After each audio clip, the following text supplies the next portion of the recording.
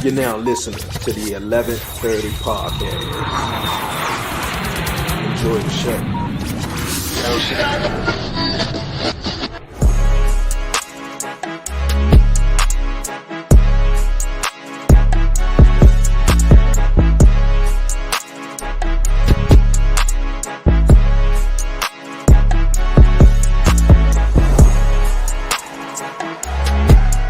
Yo, what it do, everybody? It's your man Dre, aka Dre on Wheels. Y'all already know what it is. Welcome back, everyone, to the 1130 podcast.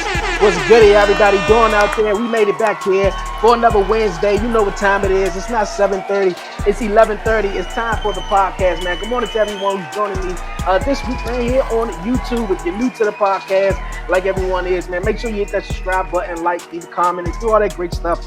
And don't forget to follow the 1130 podcast on all social media platforms. But you guys, like I said, we back at it, man, for real. My guy, my brother from another mother, as you can see, has returned here to the 1130 podcast. He's been gracious enough. He's blessed the podcast numerous of times. He's coming back here, motivational speaker, author, podcaster, you name it. My guy, LaQuon Johnson, is joining me back here on the 1130 podcast this week, man. We got a dope show lined up for you guys. It's going to be smooth. But before we do, shout out my guest who was on last week, Tremaine Wills. Thanks for coming on the show. Speaking of the show, we're going to get into it. LaQuon Johnson, man, what's going on, my guy? Salute you, King. I'm great. You know what I'm saying? I'm blessed. As I said when we was off camera, you know, it's another day, another heartbeat. Another blessing, my dude. How you? Hey, I'm doing wonderful, man. I'm doing wonderful. Last time I had you on was, I think, the 100th episode back in October and stuff, man. So that was lovely. I appreciate all the kind of stuff, man, that you have done for the 1130 podcast, and just also the words, man. There's just the wisdom and everything that you have blessed the podcast with too, man. But how you been since then? I mean, like I said, I relocated to the state of lovely Virginia. You know, bought me and my family a house. My kids, they in the back in the pool right now. So you know what? I really have no worries because God has blessed me abundantly, and I'm just trying to share the wealth with the viewers, man, right now. You know what I mean? Yeah, that's what's up, man. And you definitely gonna share that, man. We got a lot we're gonna get into for real here on the podcast.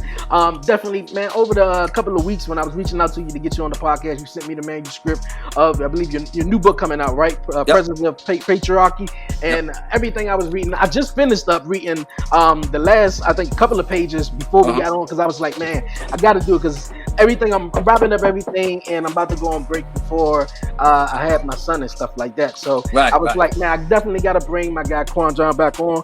But yes, your new book coming out, right? Tell everyone about it, man. And Presence of Patriarchy. Well, I mean, you know what? It's crazy. The Presence of Patriarchy is it's a book about fatherhood, man. First and foremost, my daughter's knocking on the door right now, and she's interrupting my interview. But you know what? It's called fatherhood, Trey. Honey, what do you want? What happened? I'm doing something. Well, go downstairs. I'm doing something right now. But you know what? That was a good segue to fatherhood, right? Yes. Because you could be doing something very important in life, and your kids need your undivided attention. You know what I'm saying? And in my opinion, the job of a father is to put everything you got going on inside individually to the side, because it's about the greatness of the offsprings that you have put on this planet. So the book is about fatherhood. It's about men specifically who either have fathers or don't have fathers, or fathers are in and out of their lives, and how this affects the offspring. You know what I'm saying? And how it affects, you know, people that are around them, how it affects their children. So that's what we're speaking about in the book. I mean, and like I said in the book, I want to just make a real quick point, man. Even men that don't have children, they are still patriarchal figures. I'm going to say that one more time, Dre. Men that don't have children are still patriarchal figures, because you know why? They are little people, little individuals, little children that are in your vicinity that's paying attention to everything you do. You understand? So let's say I live with my wife, girlfriend, whoever, by myself in my house, and across the street there's a family of 3 boys, and they don't have a father. You rest assured they're looking at me when I'm fixing my car. They're looking at me how I interact with my wife. They're seeing if I'm getting up every day and going to work. You understand? They're paying attention to this. So I am, you know, still a patriarchal figure, even though I don't have my kids of my own. So that's what the book is about. Fatherhood in a nutshell. Hey, we're gonna definitely get into it because man, Mm-hmm. I was reading especially the story on Michael, man, for real. And, Woo! yes, and with Father's Day coming up and everything, happy Father's Day to all the fathers out Yes, there. sir. But before we get into the book, man, you also before you start talking about fatherhood and everything, you do a dedication, a commemoration Yeah, to your buddy, man, who you lost yeah, to a deadly drug that's been going around in the yeah. country called fentanyl and everything. Mm-hmm. Tell everyone about your amazing relationship with your best buddy, Billy Ray, and Yeah. how you guys came about in this gymnasium on one afternoon, in a cold afternoon, may I add, in Yep. November. Yep. Like I said, it's crazy when you reached out to me, Dre, and asked me to come on 11:30 podcast, and I said, sure, I'm with it. You're my guy, and I said, give me a date. Unbeknownst to you, you gave me the same day that he actually passed away a year ago. Mm. And I'm a firm believer in fate, Dre, and that was him speaking to me from the heavens up above, telling me, keep doing what you're doing. You know what I'm saying? You had no idea what date he passed away, and you gave me No. the same exact date that he passed away. So that was like, and in life, in my opinion, I think that we're showing these little glimpses of things from people that passed away, and they're speaking to us, but we just have to be cognizant enough to pay attention to these signs. So that was the first sign that I said, okay, I'm on the right track with this book. And as you said, that was my man Billy Ray Fillmore, aka Beast Move, as we called him on the block, and we were friends for 30 years. Well, we were best friends for 30 years. We knew each other our whole lives. We came up in the same project development in the Bronx, Washington Avenue, building 1309. It's a very reputable place in New York. Everybody, if you know New York, you know about Washington Avenue. And I'm an only child, Dre, and he comes from a Yeah. family of 9. And I think those contradicting upbringings actually gravitated us together. You understand? Because I had no idea what it's like to have 8 other siblings. He has no idea what it's like to be, from a family of 1. You know what I'm saying? And I think we were able to share our experiences of what that's about. So as you alluded to, when we were always cool. And then one particular day I was playing basketball in the gym, and I had a little altercation with an older guy. Older guy, he probably was like maybe 25 at the time. And as I say in the book, I was actually wrong what I did to provoke this altercation. I provoked the altercation. When you're young, you don't know no better. You don't know how to trigger your anger. You know what Yeah, I'm but you were saying? just trying to be a man, just Right. show up, he challenged you to Yeah. play basketball. Yeah. So we got into the altercation because I was mad because he was beating me. So I shrugged him while he was in the air. So I really could have did some damage to him. Thankfully, I didn't. So he got up in anger. He stood up over me and all of that. And he didn't do nothing. And at this point, I'm saying, okay, I got to go get somebody, you know what I'm saying? Because this is a man, and I'm a teenager. Who can I go get? So I go outside, I try to call my pops. My pops actually was a detective, and he was working all other side of town. So I called him, and he said he was going to come through, but who knows how long that was going to take. But I left my clothes in the gym. So as my way going back to the gym, I bump into Billy Ray. And he was like, LaQuon Johnson, what's good? What's going on? You looking kind of distraught right now. So I told him what happened, and he was like, yo, I'm gonna come back. I'm gonna come with you up in there. Ain't nothing gonna go down. So we went up in there and we got my clothes. And the dude saying that, because Bill was older than me and a little bigger than me at this time, so he was an imposing figure. You know what I'm saying? So it was squashed. You know what I'm saying? And from that day on, that was my dude. You know what I'm saying? That was my guy. That I had his back in certain situations. You know what I'm saying? And we was thick as thieves from that day on for the next 30 years of our lives until his untimely demise last year. Yep. You said at that point right there too, obviously being a young man and stuff like that, and you say around this time 15 to 16 years old, young men are real angry at that point, especially when they don't have a direction and place to go. In that time, were you more so angry that you were or like you were the only child, or it was just circumstances that came about at that point? That's a very good question, man. Very good question. Because when I was a young teenage kid, I wasn't angry, but I was kind of puzzled at why would my parents only have one child. I had a lot of cousins and all of that, so I never felt really alone. You know what I'm saying? But when you go home, it's you. You know what I'm saying? You don't have no brother sister to have an argument with. You know what I'm saying? You don't have a brother sister to play video games with. You don't have a brother sister to knock on the door and say, "Hey, get out the bathroom." It's none of that. So I was puzzled. You know what I'm saying? That's why. So when I stepped into Billy Ray's environment, I spent a lot of time in his household. You know what I'm saying? Like I said, it was 9 of them. And, you know, they took me on as their surrogate brother. And then I started understanding what the dynamics of having a relationship with the brother and sister was like. You know, I don't regret being an only child, because being an only child, it makes you become a survivor. It makes you become strong. It makes you become, you got to be quick on your feet, because you got to defend yourself at all times, because there's nobody there. You know what I'm saying? But, you know, looking at his set of circumstances, the upbringing, I did say, you know what? I like the love in this family. I like the camaraderie between the brothers and sisters. You know, it made me feel like I was in a good place when I went to their house, man. Another thing, me and Billy Ray, in this building, we lived in a 16-story building, Dre, and 8 floors on each apartment. Think about what I just said. 16 stories, 8 apartments on each floor. So that's a lot of people, isn't it? Right? Yes. That's a lot of families.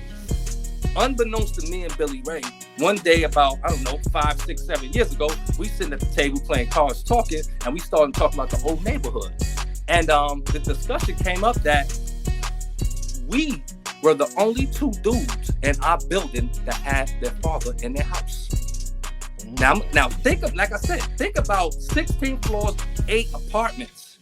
How are these 2 guys right here in the building the only 2 dudes in the apartment that have their fathers? I'm gonna tell you how. Most of the fathers in the neighborhood, they were either incarcerated.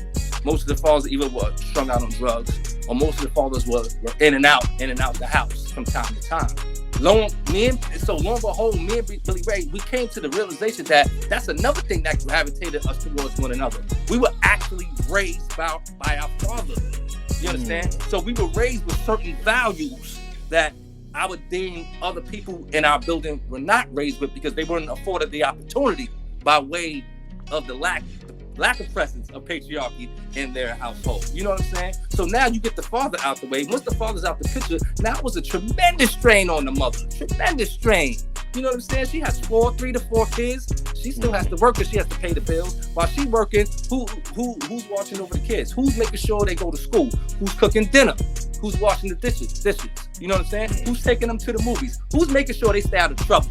Yeah. No one. The streets is.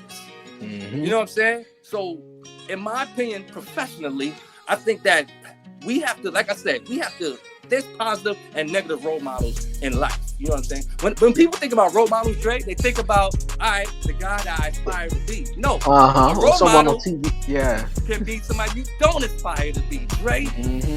That man that's drunk on the corner, or that's a drug addicted guy, or that you see that's beating his wife down, he's also your role model.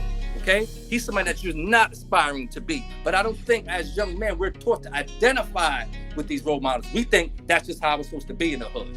You don't understand? It's crazy, you know? But I'll lead you to your next question, though, Dre. Okay, yeah, I finally thought of it though. The altercation that the altercation that you had with the guy and stuff like that, and Billy Ray, came in and stuff. You wind up seeing this guy later on the bus, and he smiled at you. What was that smile about? How did you perceive that in that way? That's funny. So as Dre alluded to, after me and Billy Ray, we became cool from that day on. When I was 15, he was about 17. Like maybe, 4 years later, me and Bill, we're a little older now. We feeling ourselves. I'm probably like 19. He's probably like 20, 21. So we on a bus going to hang out, cool out across town. So we get on a bus, to go across town. And the same guy had the altercation with 4 to 5 years prior. We see him on a bus, and he see us, and he notice us. And he smiles at us. But it was a smile of fear. You understand? And I'm not glorifying that. But, I think he's seen us, and he's seen how much we've grown. And he said, damn, these dudes are really still thick as thieves, and they still together to this day. And he felt fear and intimidated, because at this point, he didn't know how we was going to react. But that's what I'm saying. He didn't know that we come from a family of fathers. You understand? Had we not come from a family of fathers, we probably would have jumped on him. Yeah. Because that's all we knew. But since we knew that we weren't troublemakers and we weren't instigators, and we didn't, we would accept the fight, but we didn't really like to fight. We accepted fights if it came to us. and all of that, you know, we probably would have acted different. But he didn't know that we came from some strong, powerful men and our families that taught us right from wrong, that taught us not to be instigators, that taught us to respect our elders. So we still, in fact, did respect him as an elder, even though we seen the fear in his eye when he saw us on the bus. You know what I'm saying?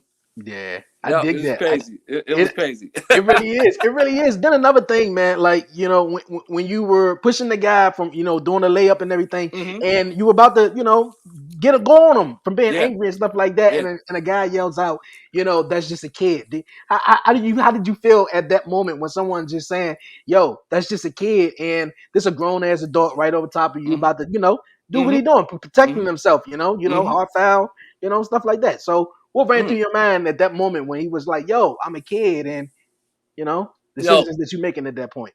you got some eloquent questions, Dre. Very eloquent and thought provoking. Thank you, my brother. Thank So, you. like Dre said, there was a guy on the sideline that was seeing the altercation that me and the guy was supposed to have. Actually, both of these dudes, they worked in that gymnasium. You know what I'm Oh, saying? I guess okay. they had a break, and that's why I started playing them one-on-one. So the other guy, his name was Wes, actually. Wes seen what was about to go down. He was like, no, don't do that. He's just a kid. And that makes me just thank God that Wes was this type of man that was able to say that to him, because he seen me foul him hard. He seen that I did this on purpose. You know what I'm saying? And to be honest with you, that older guy, he was in the right to do me harm. But I was a child. And when you're a child, you think as a child. That's what I'm saying. When we're 14, 15, and 16, if we don't have these productive role models in our lives, or if we don't have a mother, a matriarch that can teach us how to emotionally handle ourselves, you know what I'm saying? We're going to resort to things like that. Now, I have my father and mother.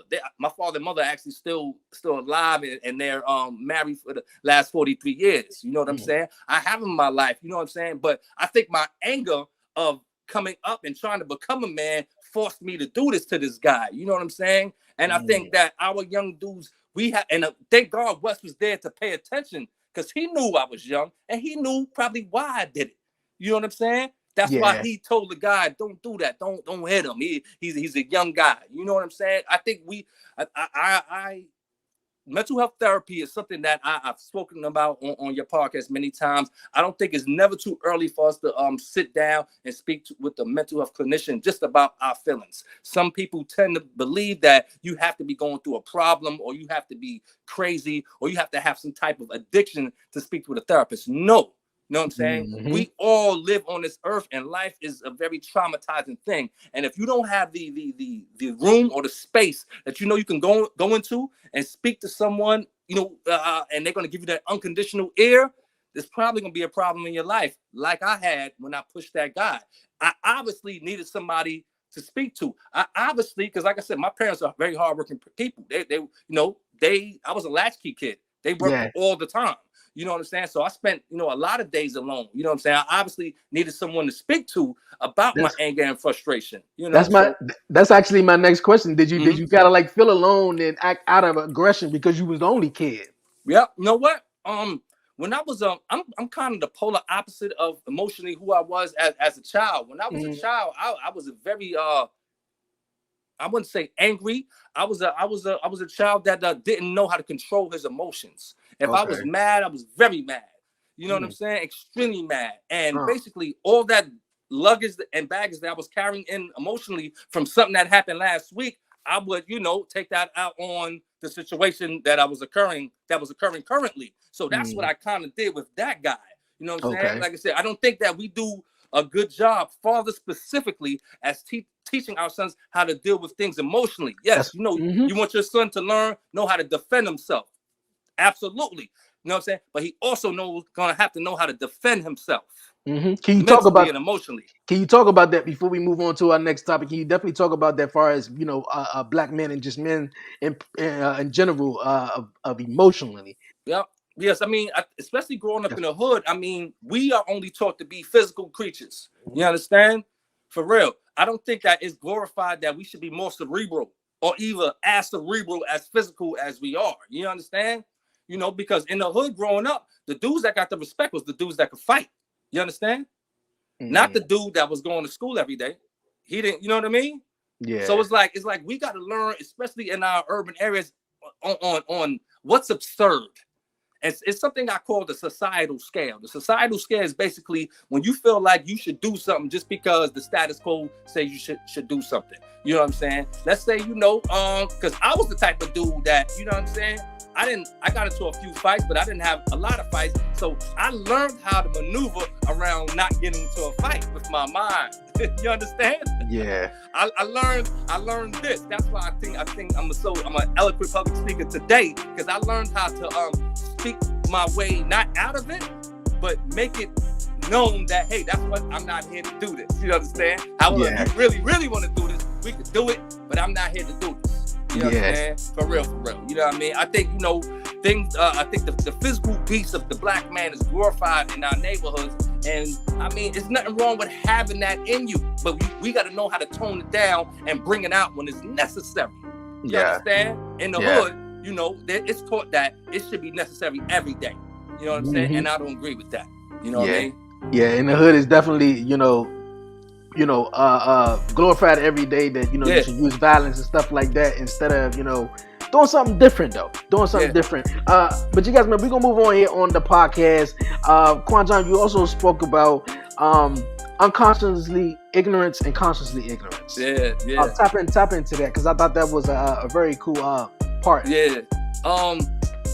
Now, when you talk about the word consciously ignorant, consciously ignorant is basically somebody that they know they come from an ignorant background and they are conscious of the shortcomings of the actions of the person that taught them this action. I'll say that more time. They're conscious of the actions that have went on before them, and they seen, basically, if you have an uncle, right? And your uncle was a drug dealer, you know what I'm saying? And then lo and behold, when you got 12 years old, your uncle got locked up for 30 years and you didn't see him till you was 42. You understand? If you went out here and said, you know what, I'm gonna go actively out here and sell drugs. If you should be understanding of, hey, I could possibly go to jail. I could possibly get killed. You understand? I could possibly, sell somebody some fentanyl like my man Billy Ray was sold. You understand? That's someone that's they're consciously ignorant of what they're doing. I'm not saying that's a good or bad thing. Then you got the unconsciously ignorant person. You got the person that really doesn't know that what he's doing is wrong. And I think many of us fall into that unconscious ignorant category. You understand? Many of us come from these urban environments and all that, and we mirror exactly what we see every day. You understand? Whether it be the way we walk, the way we talk, the way we dress, or engaging in selling drugs. That's another thing that I think me and Billy Ray, we had in common that we didn't mirror from the hood. Everybody else in the hood, especially in that building, they engaged in, dealing narcotics. You understand? And the sole reason was because you guys had fathers in your lives. I mean, you could possibly. Possibly. You know what I'm saying? Not only did we have a father, we had income from that father. You're right. And when we were kids, we had fear of the ramifications of ill-advised behavior. You understand? From my father. We had fear that, if I do this, I know my pop's gonna get at me. Imagine you live in a house where you don't have that fear. You have to have that fear of your predecessor that, if I do this, this is gonna happen. You understand? You know what I mean? And a lot of those guys on the block didn't have that. They didn't have that, or they were already gone. They were already, in locked up, or like you said, in or out. So they didn't have that fear or what if, because it was just their mom that was raising them and stuff like that. And not saying that mothers can't instill fear within their child. Yeah, they can. My mother did, but I think it really takes the man to be in there, and obviously we always seen how the system is always set up for America to take out the man out of the household and stuff. So that's the plan. That's the plan. Most of the guys that grew up in our neighborhood that delved and engaged in dealing narcotics, they are in the category of the unconsciously ignorant. You understand? As I alluded to in the book. So basically, they are people that, let's say when you go to the eye doctor tell your mother, you know what, he need glasses, right? He's 10 years old. If he don't wear glasses, what's going to happen? Your eyes is going to get weaker. You understand? And let's say this mother, because the absence of the father, she doesn't have the funds to get him the glasses. Okay? Mm-hmm. He doesn't have the glasses. So now he's walking around every day straining his eyes, when in fact he needs those glasses. So how do you think his eye acuity is going to be when he's 45? He's going to probably be legally blind by the time he's 45. You know what I'm saying? He actually had no control over that situation. Like I said, he's unconsciously ignorant to, his circumstances. He had no control on getting them glasses. Mommy, she's by herself now. She got to provide, food, shelter, everything. So she don't got the money for the glasses. You know what I'm saying? He gets 45 years old. Now this dude can't see at all. Now there's nothing the doctor can do. You understand? If you follow the analogy, there's nothing the doctor could do because his eyes are bad now. You know what I'm saying? When he was supposed to have the glasses and the tool at 10 years old, but he couldn't because of the, unconscious ignorance of his mother and himself. So right about that, man. So right about that. From one part of the book to another part, an amazing part I actually was really intrigued on. Michael, who mom was an alcoholic. She had 3 kids, two older kids who had a father, I believe was from the Bahamas. Their father was, yeah. Oh, yeah, their father was, their father, yeah, not his father. Yeah, their father was from the Bahamas, yep. And he left her behind and was like, look, I don't want to deal with that or whatnot. And so, the mom starts to, get in a relationship with Harold and Gerald and stuff like that, and to be announced that he always wanted to know sort of who his father was. Yep. And the mother, like you said, she was an alcoholic and stuff, and she was also embarrassed after messing with both of the dudes. She was embarrassed that she had a baby by a guy who was actually married. Yep. So talk to me about that, and also about the identity. I don't know if I want to call it an identity crisis, but obviously come to find out, he was diagnosed with FAS, fatal alcohol syndrome, because when his mother was pregnant, she drank, alcohol every single day. Every single day. And everyone saw great things in him. Everyone saw great things in him. His name, Michael. Right. Yeah, Michael. And him just going through, like I was saying, identity crisis in a way, and he changed his name to Murder or whatnot. And so, talk to me about that. Woo! I mean, like the title of this chapter of this story is called Mirror, Mirror. And I entitled it that because this guy by the name of Michael Mustafa Matthews, better known as Murder, he never looks in the mirror. He never, not literally, but he doesn't look in the mirror and find himself and see his blemishes and see the flaws in his character. Or he doesn't look in the mirror and see the greatness of himself and see his strengths that he has. You understand? And when you get someone that can't be true to thyself, failure is inevitable. You understand? If I can't look myself in the mirror, Dre, and say, you know what, LaQuon John, you have your strengths, you have your shortcomings. You know what I'm saying? You've done a lot of good. You've done some bad too. However, you are a mere mortal on this earth, and you are here to learn through your strengths and your weaknesses so you can become a better person. If I can't say that little simple thing to myself and mean it, I'm going to have troubles with people. I'm going to have troubles with my family. I'm going to have trouble with myself. You understand? If I can't do these things. So Michael Murder Matthews, as you alluded to, he come from an alcoholic mother, you know what I'm saying? And she gets an entanglement with 2 men, one of which has his own family. The other guy wants to be there for her and the baby that he wants to be his, but it's not, because the baby comes out identical to the other guy. So Michael Murder Matthews, he comes up not even knowing his father. From time to time, he might ask his mother, who his father is. She kind of shrugs him off, so to speak. So with that neglect, and that's another thing I point out in this book, we're not only talking about the fathers, we're talking about the strain and the trauma that the mothers endure and how they handle it. You understand? How they handle it.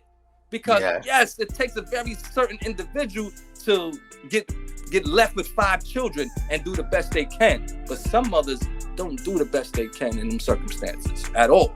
No. They don't do the best. And I think Michael's mother is one of those mothers that just because Her shortcomings was, you know what? You dealt with two men. One became the baby's father that you didn't want it to be, and you weren't emotionally sound enough to have discussion with your son when he became of age, which in turn led to his string of failures and his string of idiosyncratic negative behavior.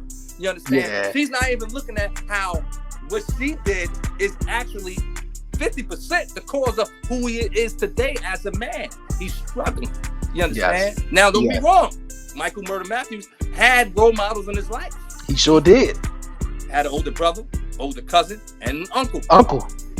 Three very prominent people, I would say. But you want to know something? He, like I said, in Habitual Habitat and Urban Sermon, my second book that can be found on Amazon and Audible today, when we get used to doing and perceiving ourselves a certain way, it takes a very strong individual to pull themselves out of that control of what you built for yourself.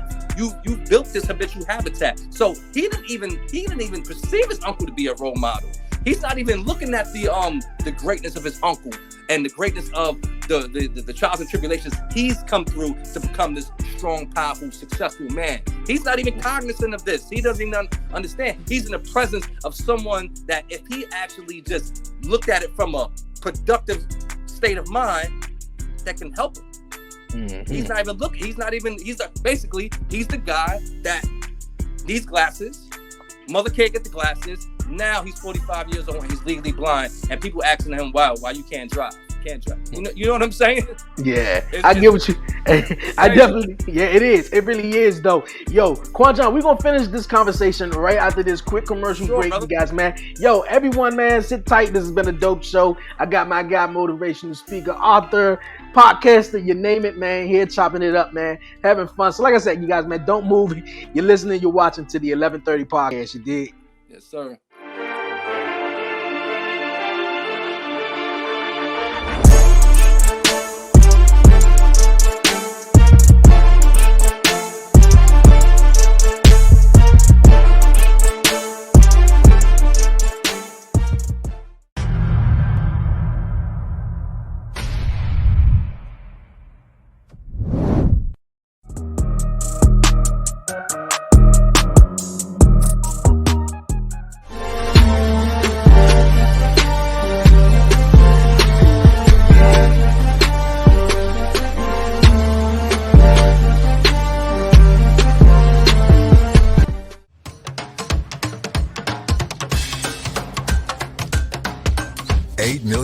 Sanitized.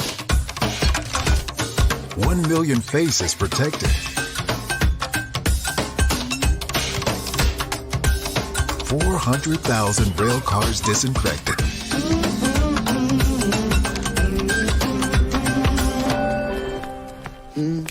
We're humming right along, keeping you safe when you ride Metro. Yo, what up? This your boy Kenneth Stones, a.k.a. Coffee Weaston. This your boy D.O.E. Good Brother Bold. And we are the Dirty Hills. You already know, man, you tuning in to 1130 podcast. Mm-hmm. Not 7:30, but 11:30. Dude, that's my job. Not 7:30, but 11:30. Yeah. And you have been Dirty Hills approved.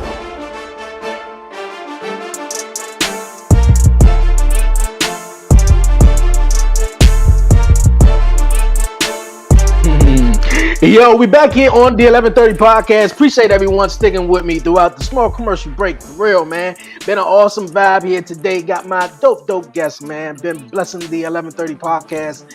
Man, I lost count now, but man, dope guests, man. My guy, Quan John. Yeah. Appreciate you joining me here on the show. Before the break, man, we was definitely topping it up on your book and on the section Mirror with Michael and everything that was going on and surrounding that situation, though. Michael also wound up meeting his father, though. I believe it was at a mall or so. And how come the father never came up? Was it just because he already had his other family? You know what? that's you know what? That's a very good question, because you ask a man what he have done in the situation. Let's say you come across your son that you haven't met in 35 years. Mm-hmm. You know what I mean?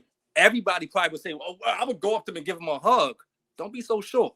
Don't be so sure that's what you would do. You know what I'm saying? Because, like I said, the mother, she made it clear that she didn't want the guy to be in his life. You understand? Mm-hmm. You know what I mean? And that's what we talk about in the book. Like I said, we talk about the reaction of the mother from having the lack of a patriarchal figure in the household. You know what I'm saying? I come from a very, very strong mother, like I said, and I have my father, had my father for my whole life. You know what I'm saying? But like I said, my father worked a lot, and a lot of times it was just me and my mother. So in those absences, him being at work, getting that money so we can eat, my mother had to become my father too. You understand? Mm-hmm. And I think a lot of mothers don't have that. I'm not gonna say love. Because you know what? They say to themselves, you know what? Well, why should I have to be his mother and father? Come on. I mean, because let's look at life like this, man. Let's say if somebody, dies in your family or that's someone that you really, really, really love. You got two options, Dre, two. That's it. One, you can soak for the rest of your life, or you can utilize their absence to propel you to progression. This is what your options are. You have no other options too. So I think our mothers that are in these situations with absentee fathers, they have to use that as the tool and the catalyst to push these men and women to become great people, despite the absence of the father. And I know people saying, LaQuon Johnson, she shouldn't. Why should she have to do that? You know what I'm saying? She bared the child too, as he did. Yeah, he's a chump. He's a coward. He left. He not there, or he got locked up, whatever the case may be. That's neither here nor there. Now, it's your fundamental duty to use that absence, you know what I'm saying, of a patriarchal figure in your household to be even more strong on them, be even more tough on them, make sure they get even more better grades. You understand? Yeah. You can't just sit back and relax and soak at the absence of this patriarchal figure. Your kids are going to lose. So yes, Michael did see his father in the mall one day when he was like in his 20s. And he didn't notice him because he never met him. His sister noticed him because his sister is much older than Michael. So she noticed that this was the guy that used to come bring her candy when she was about 7, 8 years old. She noticed them. That they talked for a little while. That he went about his business. You understand? But the guy, he knew who Michael Murder Matthews was. He knew that was his child, but he went about his business. I mean, because now, I mean, he probably said to himself, would I be interfering with something right now if I come into his life? So he said, you know what? I'm going to stay out of it. He basically put in the helm of the mother, you understand, to bring him in the environment to be this guy's father, which she never did. You know what I'm saying? So, it's a sad situation. However, like I said, I don't want it to come off as in we're pitying and we're feeling sorry for Michael Murder Matthews, because we're not. Because as we alluded to earlier, he had role models in his life that he didn't accept as role models, and they kept on trying to be there. They kept on because they saw something in him. Right. What about when he met a young lady, and the young lady and her father and mother moved him out of the state? Okay. He met a young lady, and the guy's father took to him because, like I said, he's a fundamentally good person until you get to really know his character defects.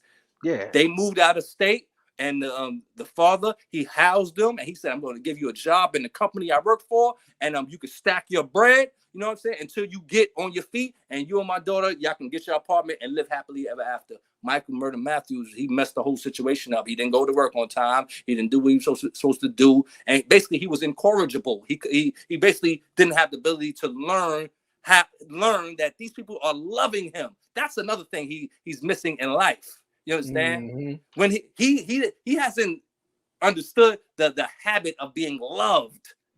And if you don't know what being loved is like, you can't love yourself. Yeah. If I don't feel, you know what I'm saying? And it's vice versa. If I don't love me, Dre, I can't love you, my brother. Ladies and gentlemen, if you know someone in your life and you can see that they are not loving themselves, you can see that they're not treating themselves right, you have a fundamental decision to make. Is it worth being in this person's life? You know what I'm saying? Are you going to put yourself on the line to help them love themselves? Because you really can't help somebody love themselves. You understand? For real. And you can't keep on loving them when they're not loving themselves. They're only going to bring harm and misfortune to your life. I like that. I like that. Two more things. Two more things we're Sure. gonna top into. Sure. But he had a moment though. He had a moment when he was, just I believe he was sitting around some people, or he was just like, man, everybody got their life together besides me though. Yep. Yep. Like, Yep. how come he always wanted to go to school. He always wanted to do this, but it just never, turned around. Like you say, he had role models in his life from, his cousins and everyone, saw every good in him, but he just turned around and just lie about it, or, just didn't go well. Just didn't go well. I mean, I think a lot of men, specifically men, we get caught up in that word envy. And ladies and gentlemen, I want you to understand, envy is not always a bad thing. You understand? You can be positively envious of someone. You know what I'm saying, Dre? I mean, let's say you're my older cousin. You know what I'm saying? And I see that you went on to college and you got a few degrees, and now you got your few cars and you got your nice house now. I can be positively envious of that. I can say, you know what? Damn, Dre was able to do it. You know what I'm saying? What make him smarter than me? I know I can do this. You know what I'm saying? That's positive envy right there. But a lot of us men, right? You ran into people like that, right? Yes. Right? That's wild. I'm trying to tell you. But a lot of us men, especially the ones I've come in contact with that are in my family, they take the other road. They say, who he think he is because he got his degrees. Who he think he is because he got his house. You know what I'm saying? Who does he think he is? And that leads to resentment and hatred. And that's what Michael Murder Matthews, he resorted to. So yes, he did have a turning point in his life, so to speak. He got back in school. It seemed like he was doing well. He met up with his cousin, you know what I'm saying? His cousin that actually shouldn't even have been speaking to him at this point, because he did something very foul to his cousin's family. But his cousin, he put his pride in his back pocket, and he said, you know what? I'm going to sit and talk to this guy because I still know he needs an older brother figure in his life.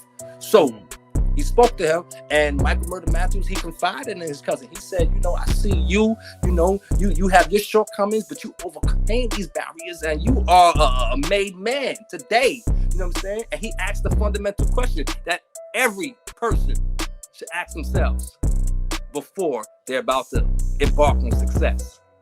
What the hell is my problem? What am I doing wrong? And if you ask yourself, and you really are honest about this question and this inquiry, you will find the answer. You will find that maybe it's the fact that you sleep at 10:30 every day. Maybe it's the fact that you drink alcohol every day. Maybe it's the fact that you don't treat people well every day. You understand? You will find these answers if you ask this quintessential question of, what the hell is my problem? Why isn't my life going the way I expect it to be? You know why? You. It's you. Yes, people have done, and you've been dealt a bad hand. But even when you dealt a bad hand poker, Dre, you still got to play it, right? You still got to play it. Because you want to know something? You don't know what their hand is. Their hand could be worse. So don't never look at your hand like it's the worst hand, because you don't know the hand of everyone else sitting at this table. Play that hand, and you know what? You might just win. I dig it, my guy. I dig it. Okay, the name change though from Michael to Murder. Do we ever go back to Michael, or is just no? He changed his government name. That's right. Okay. His name is Michael Mustafa Matthews, and he grew up liking horror and murder films. That's right. Yes. And in the hood, they would call him Murder because he liked these films. He adopted the name, and he is so oblivious to his true identity that when he met another young lady, that mother worked in the courthouse, they was able to waive the fee to get his name changed. Yeah. So he changed his name to Murder Mustafa Matthews, because in his defense, he felt it is a strong name. He didn't think Michael was a strong enough name. So his name is Mustafa Murder Matthews. Murder is the middle name, but that's his legal government middle name, Murder. On his driver's license. So this shows you the disconnect from reality that this guy is living in. Even as a 35, 38-year-old guy, he's totally disconnected on who he is. He's written a fictitious story, and he's trying to live this story. But he doesn't. He fails to realize that it's gonna come to a breaking point where you have no control of the end, the outcome of the story. Because now he's writing his own book. And I want you to understand this, ladies and gentlemen. We are all writing our own books right now. But you know what? That last chapter, when we get to be 60, 65, 67, the book is done.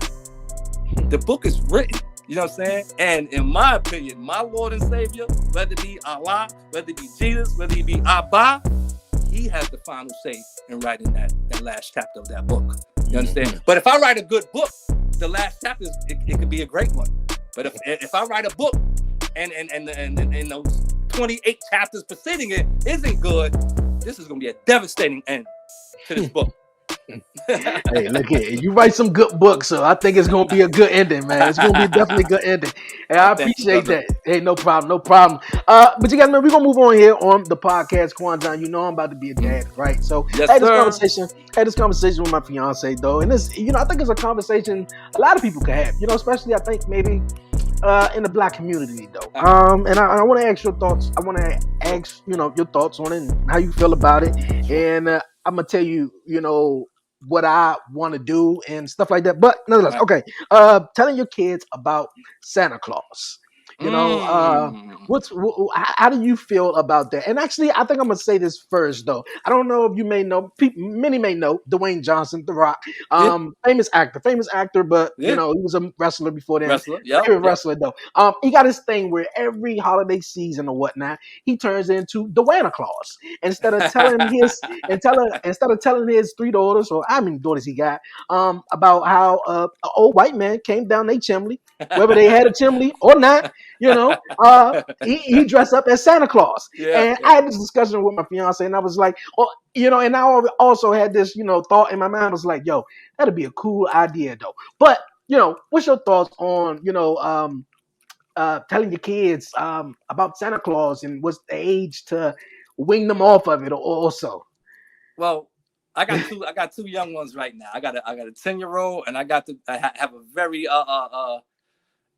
experienced 4.5-year-old. Actually, she's gonna be 5. She's actually gonna be in a 5. You said that your wife or your girl, she's having the baby on August 18th, right? That's the due date, right? Yes. My daughter's birthday is August 17th. So if you are having a Leo of that character, get ready, boy, because they're gonna keep you on top of your feet all the time. That's what she always say. I'm trying to tell you. So we've never uttered the word Santa Claus to our 2 children. You know what I'm saying? Me and my wife, we're both only children. It's kind of very interesting. It's a very interesting dynamics. A lot of things we agree on, a lot of things we don't agree on. This particular situation, we definitely agree on. We're not on. My mother has a saying to me. She said, boy, I'll never lie to you. And I adopted that same thing with my children. I try not to lie to them. You know what I'm saying? I try, I attempt. I don't care if it hurt their feelings.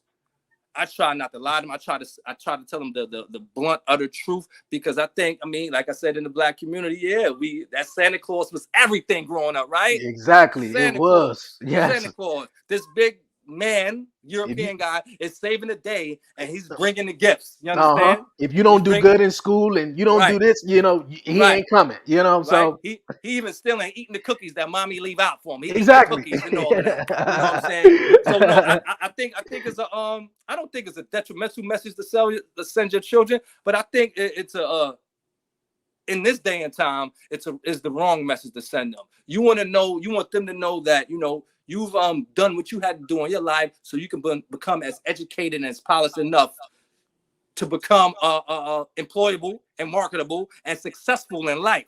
So this money is coming out of your pocket because you love them. You understand? You want them to know this. And it sounds cliche. You might say, oh, well, the kids should know that. No. We think that kids should know things because it's out in the open. No, sometimes it has to be verbalized and articulated. You know what I'm saying? I get up in the morning, I go out here and I work as a counselor, motivational speaker, author. I do this because of my love for you. You understand? Of course, I do this because I like to do it, but it makes me go at it so hard because I'm trying to bring that paper home. So on Christmas Day, you can have all these things that you want. Should you do well in school? And I say that because, my eldest son that I have a tumultuous relationship with, we spoke about in generational ignorance. There was one Christmas that he didn't do well in school. You understand? And I let him know. I think he was like 13, 14 or something like that. He was of age, but he knew Santa Claus didn't exist. Right. Okay. And I said, you know it's none of these PlayStations this Christmas, right? You know it's none of these games this Christmas, right? You understand? You're gonna get the fundamentals, clothes, because you need clothes. That's it. That's what you need. You need clothes in your bag. So that Christmas, I abstained.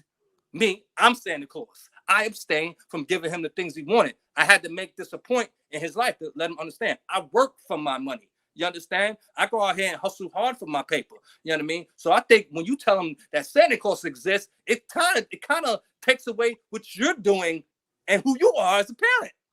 You understand? I get you. In my opinion, it takes away from what you're doing. Exactly. You want to know. And I get it though. I get it, being a kid and wanting them to have, fun and, let them, because, when I was little, Mama, around that time, December, my mother was like, all right, get a sheet of paper, right? Dear Santa Claus, what you want on this? All that fun stuff. And then, and then my fiance, she was really with it, because we got different views on certain things. Yeah. And that's how, like that. yeah. So like, I don't know, but it sort of ended with me sort of maybe, I want to say maybe 14, 15 years old. Definitely, because I remember one Christmas, my mother was struggling real hard. And she was like, man, she didn't come out and was just like, well, Santa Claus ain't real, but she was just like, would you be upset, if you got your gifts, the next day or whatnot? And I was like, no, because hey, but I in the stretch run of about to have my son, that's a talk we definitely want to keep having. Keep having. So I think that whole Christmas thing in the Black community is over emphasized anyway. The whole idea of Christmas, you understand? This one particular day, you should be getting gifts. Why? Well, I can't give you these gifts on June 24th. Why I can't give you these gifts on February 6th? Why in our society it got implanted in our head that this is the day that you get everything you want and everyone acts like they like each other on that day? Shouldn't we be doing that every day? Shouldn't we be showing that same type of love every day other than this one holiday, this one season, this one day? You understand? Yeah. So I think it's overemphasized. Maybe it's the only child in me because, like I said, I was fortunate as a child. You know what I'm saying? So I think me having that good fortune, it didn't make me better. It didn't make me happier. You understand? It didn't make me, it didn't control my life now. You understand? My parents, they had the means to get me these things. Now check it. Let's say my parents didn't have the means.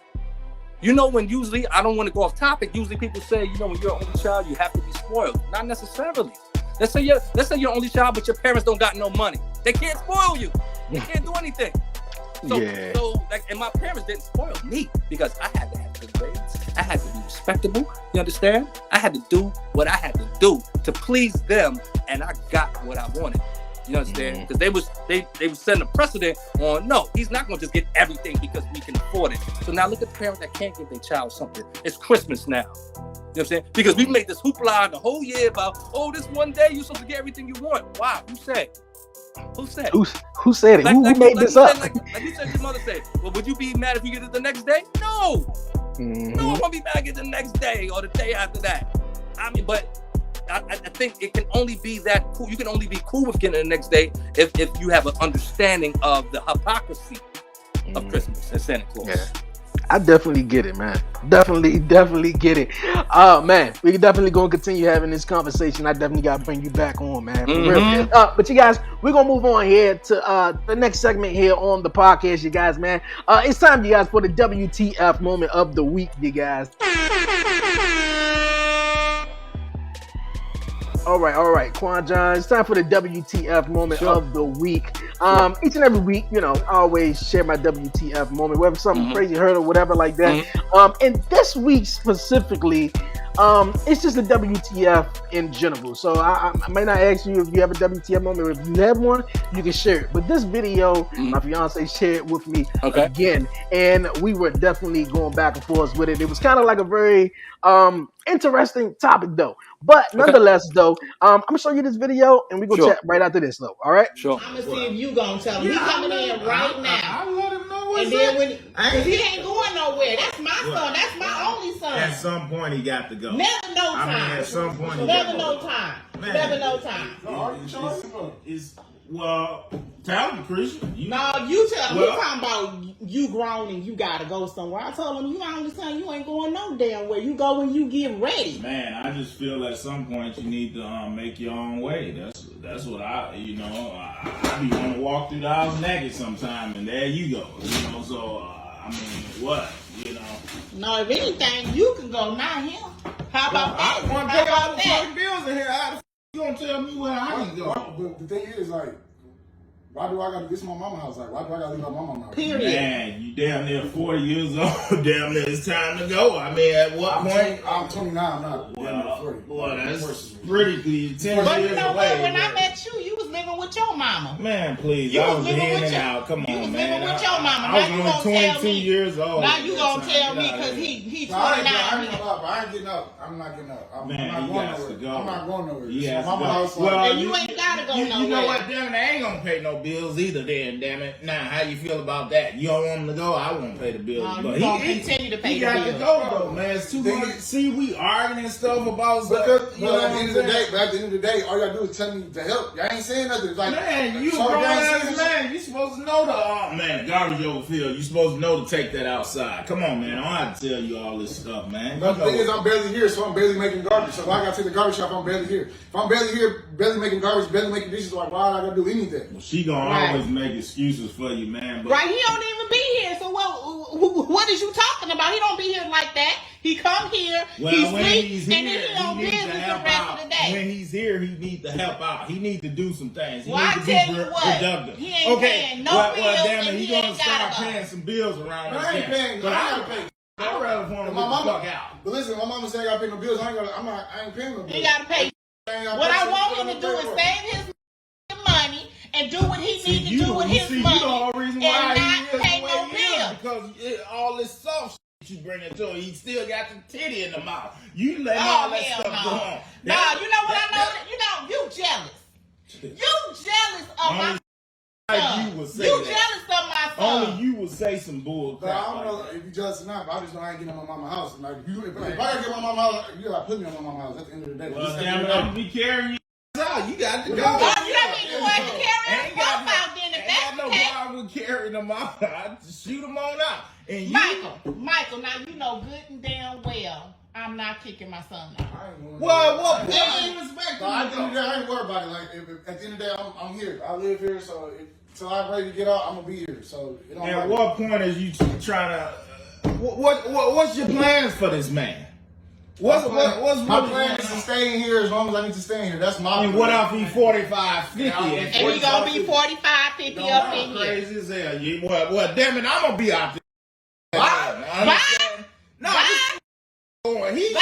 going. He's going Get the before me. stepping. Get the stepping. He's Because going. this my only son. He ain't going nowhere. That's what's My going on. only son, You shit. the one made him like this because your weak ass. You know made what? him. Come and go. Your son is forever. Man, I'm See finna what go. I'm saying? You better I'm go. finna get it. I just See gotta what go. I'm saying? That's Right. And like I see, said, you made him this way. You made him No, this way. I ain't make him this This way. is a product of your. I ain't making this way. This Like is a I product said, of it your ain't like he bad don't. decision, your bad choice. It ain't like he don't know how to get out here. Like I said, when he ready to go, he can go. Oh, woo. Yeah. Was the stepdaddy wrong? That was my first question. Was that his father, Yeah, that was his stepdad. his stepfather? So he actively he raised them to a certain extent. Yeah. Of course he's not wrong. Mm-hmm. Because what the guy had is called what the son has is he has the Oedipus complex. That's what that's called. The Oedipus complex basically is a story of a guy that started getting jealous of the relationship between his mother and his real father, and he killed his father to get closer to his mother. You know what I'm saying? So that is a like a dystrophy that a lot of I would say black men we are pushed into.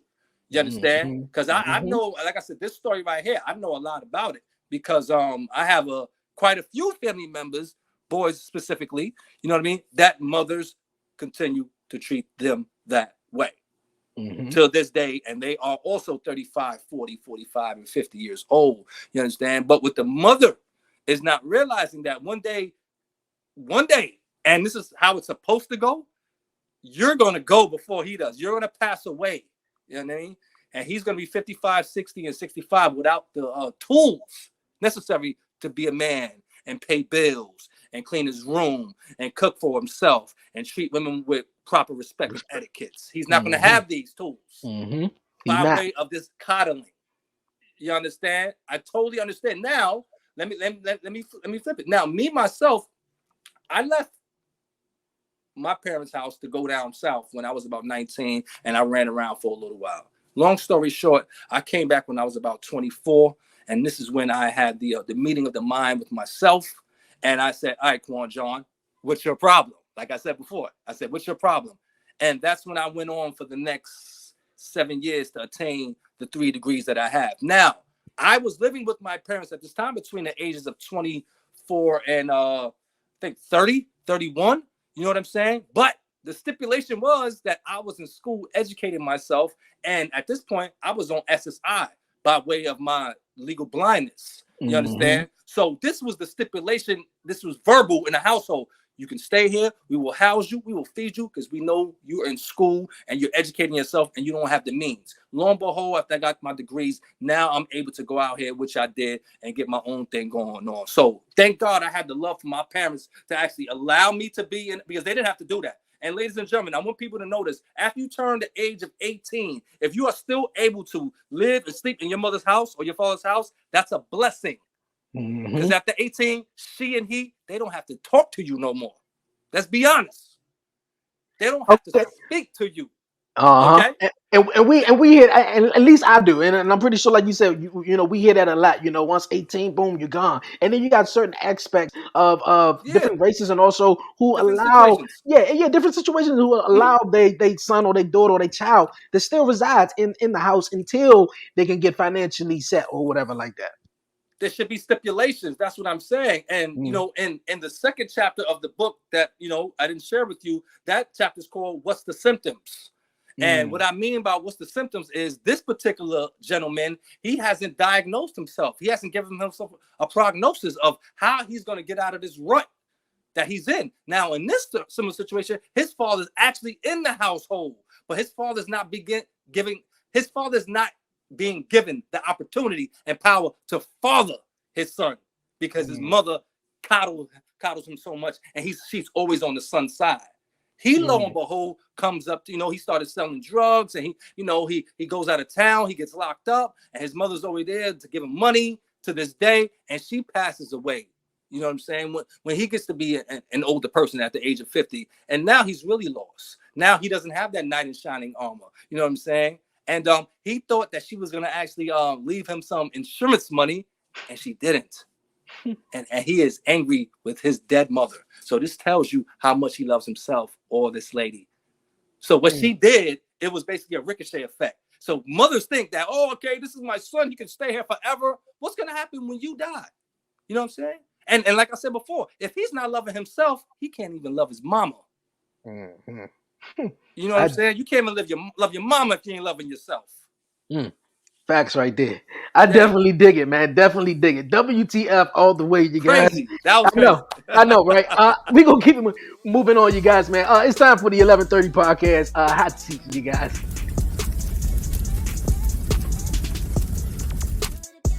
All right. Quan John, I got 6 questions for you, and we're going to roll with it. You ready?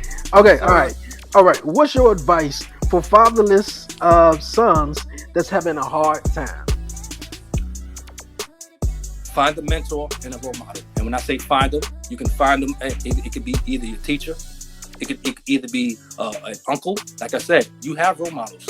It could be that guy that's standing on the corner drinking all day. It could be the guy that's shooting heroin in his veins. These are role models. Find someone to focus on. And you know what?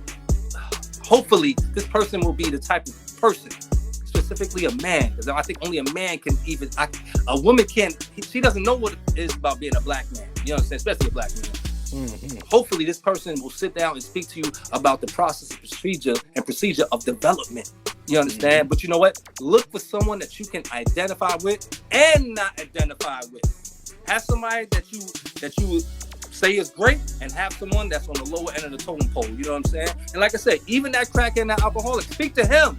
Ask him, how'd you get here? How'd you get this way? What happened? Because you don't want to do what he did. Because if you do, you're going to be right next to him on that corner drinking. All right. Okay, I got you. All right, do you see the glass half full or half empty? I mean, it's always half full. Always. I mean, I'm an optimist. You know what I mean? My mantra is bad things always happen for good reasons. Always. And like I said to you earlier, if someone did us dies that we really love, we have two options. We can soak for the rest of our lives, or we can use their absence to propel us to greatness. Yeah. So it's definitely half full. And I always think about that. I always think about that quote right there because my brother, who actually got me into all of this, was killed 2 months ago. Oh, wow.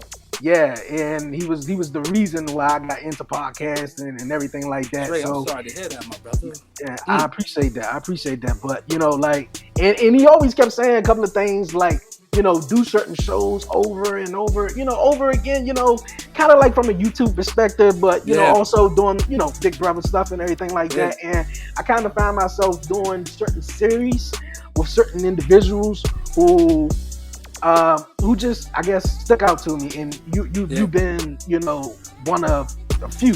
But yeah, so I definitely understand what you're saying about that when you say bad things happen. My condolences, Dre, man. My condolences. But you know what? You're right, man. He's looking down on you, man. And you know what I mean? He's whispering in your ear at nighttime, telling you, you know, the path to take, because he's on the other side right now. That's just my opinion.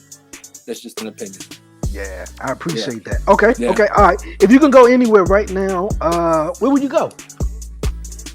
If I can go anywhere right now, where would I go? All right, let me just take my wife out of my ear right now, because I already know what she wants.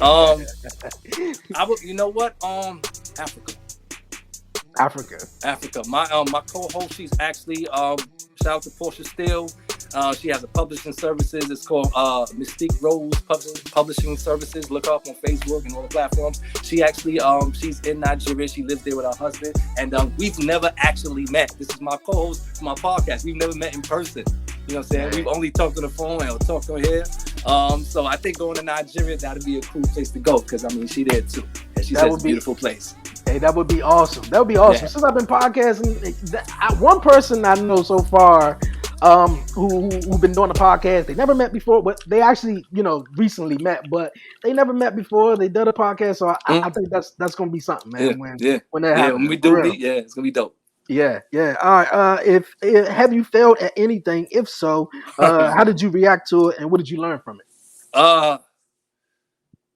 That's a very good question. Really quickly, when COVID hit, I actually I stopped drinking. I stopped drinking for about 20 months, and I just moved, and we moved to another state. I had moved my whole family. I had to get my kids in school and yada yada yada. And there was an adjustment process that I had to encounter during this move. And around Christmas, I took a drink. I started drinking, and so I wouldn't say it's a failure. I would say it's a shortcoming, because I allowed my emotions to get the best of me, and I thought resorting into taking that shot to the head would make me feel better. Momentarily, it did. You know what I'm saying? But there were circumstances that led that preceded this drinking that told me, you know what? There's nothing wrong with drinking. It's when you drink. You shouldn't drink when you're angry. You shouldn't drink to feel better. You shouldn't drink to impress people if you're going to do this. You know what I'm saying? So right now, I'm a social drinker, and I make sure if I'm going to take a taste or two, I'm in a good environment and I'm around family. You know what I'm saying? So yeah, and it made me think. It made me understand the power that alcohol has on the body once it becomes habitual. You know what I'm saying? Because drinking, like I said, drinking is a fun thing. It just leads to messed up things. Yeah. But the act of it is fun. But it's basically, if you're going to be a social drinker, understand the situations that you do drink, and when and why. You know what I'm saying? And once you understand that, you can put it in its proper perspective. I got you. I dig that. Okay. Who do Who do you go to when you're feeling down? Woo. I go to my mother. I go to my mother, and I go to her for a few reasons. I go to her because, like I said before, she's not gonna lie to me. If I'm full of crap, she's gonna tell me. You understand? And I go to her because I think, other than myself, she's the one that knows me the best. She knows how pure my heart is. And third, I go to her because my mother's a great role model. She's a role model of someone that has endured obstacles, astronomical odds, and is still here today, smiling, laughing, and still being positive to people. Because in my opinion, if I went through what she's went through in her life, I would probably be a very negative guy because I'll be resentful. But she doesn't allow that negativity and resentment to embody her. She's a very positive person. So, mommy. I dig that. Dope answer. Dope answer. Okay, is it something you would like to reach but haven't had the opportunity? Yeah, absolutely. I'm actually applying for my PhD as we speak right now. I'm applying for my doctorate in counseling and supervision with Hampton University. So I'm claiming it that I'll be starting my PhD in August. And I'm not going for my PhD for people to call me Dr. Johnson. I'm not going for that. I'm going so I can put myself in a position to help our people effectively. You know what I'm saying? You know, I want to teach counseling on a college level, and I want people to understand the significance and necessity of mental health therapy and awareness. Without this, there's no this. If my mind ain't right, throw everything out the window. So I'm going for my PhD so I can have my own practice and teach on a college level. Hey, that's what's up, man. That's what's up. I know you can do it, man. I definitely know you can do it. Thank you. Hey, yo, man, LaQuon Johnson, I appreciate you coming on the 1130 podcast this week. One last thing, man. What's going on with the podcast? When some new episodes drop and stuff like that? Well, we about to drop season 3 very soon. Actually, this coming week we're gonna drop season 3. So Motivational Motives, LaQuon Johnson. Season 2 was a blast. We're about to drop season 3. We're about to take off, man. We and like I said, we're gonna keep it all the way black, how we always do. Entrepreneurs, our authors, our motivational speakers. Dre, I want you to come on in and say season 3. You know what I'm saying? So we can chop it up, brother. You know what I mean? Most definitely. What you're doing, you're an inspiration to me, my brother. For real. And I commend you. I commend you. I appreciate that, man. You are inspiration to me, man. Ever since the first time I had you on the podcast, and I was like, I gotta bring them back. Gotta bring them back every single time, man. I love it. I love it. I appreciate the words, the wisdom, and you know, just sitting back. And sometimes they say you got 2 ears and 1 mouth for a reason. And you know, sometimes you just need to just sit back and just shut up and just listen. You know, especially, and I always seem to vibe with older guys and stuff like that. So especially when it's it's on point, man. But most definitely, I appreciate you coming through on the show. Before you go, any questions, any shout outs, anything you like to say? You know what? I just want people to check Motivational Motives, Habitual Habitat, and Generational Ignorance. They can be found on Amazon and Audible. If you're not a book reader, they are also in Audible form. Just type in LaQuon Johnson and check me out. And the Presence of Patriarchy, it'll be out very, very soon. I think it's one of my finest manuscripts. Okay, that's what's up. That's what's up. Please, when they come out, you guys gotta get your hands on it for real. Send you the link. Definitely. Hey, for real, I gotta get the rest of that and read the rest of it. I really enjoy it. I appreciate you a lot, man. For real, thank you for coming on the show. Sit tight, man. We're gonna chop it. We're gonna sit tight. We're gonna chop it up in just a few minutes. But for everyone who's tuning in this week here on YouTube, thank you guys so much for tuning in on the show, man. This was a great one. Don't forget to tune in this Friday for our new episode of Talk Pro Wrestling at 1 p.m. Eastern Standard Time, 12 noon Central. Shout out to the MLW Openweight Champion Alex Kane for coming on the show. Appreciate it a lot. But before I go, you guys, you know what time it is. Don't forget to follow the 1130 Podcast on all social media platforms. Follow me on Twitter at the 1130 Podcast. You guys like the 1130 Podcast on Facebook. Yes. And if you haven't done so, this entire episode, hit the subscribe button down below. Like it, leave a comment in it, do all that great stuff. Tell a friend about the 1130 Podcast, you guys. For real, indeed, man. It's going up from here. It's definitely going up. And also, you guys, like I said, Talk Pro Wrestling this Friday.